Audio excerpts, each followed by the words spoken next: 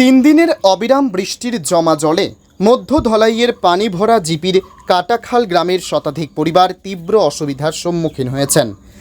জমা জলে এক কথায় গৃহবন্দী হয়ে রয়েছেন গ্রামের জনগণ। বুধবার এই গ্রামের বাসিন্দা আশিস পাল, গুণমণি সিনহা, উত্তম পাল, রূপক দেব, রামানন্দ সিনহা, নিরুপমা পাল, অভিজিৎ সিনহারা ক্ষোভে বলেন, ৪-৫ বছর ধরে তারা জমা জলের সমস্যায় জর্জরিত। ধলাইয়ের বিধায়ক তথা মন্ত্রী পরিমল শুক্লবৈদ্য থেকে পঞ্চায়েত কর্তা সহ জেলাশাসকের কাছে স্মারকপত্র দিয়েও কোনো কাজ হয়নি। আজকে তো আমরা সরকারে যেরকম খবর আমরা চলি আর ভোটের সময় ভোট দিই, আর কিন্তু সরকারে তো আমরা কথা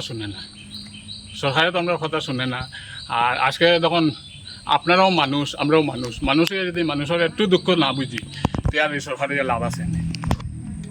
আপনার কাছে, সরকারের কাছে আমার একটা অনুরোধ, আমরা সবার একটা অনুরোধ যে আপনি আপনারা খালি একটা মানে একটু জলের ব্যবস্থা করেন, মানুষ হিসাবে একটু গণ্য করেন, আর কিচ্ছু লাগতো না।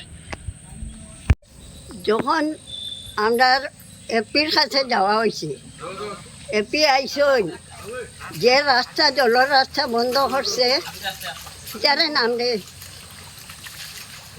ওই নামটা কিতারে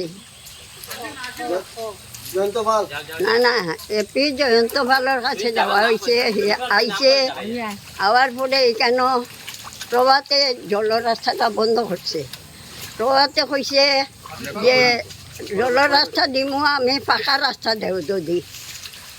আবার জয়ন্ত হয়েছে টেনশন আছে, এ পাকা রাস্তা খেনে দিল না, দিয়া খেনে আমরা রাস্তাটা জলের রাস্তা দিল না দিয়া রাখলো, বন্ধ করলাই।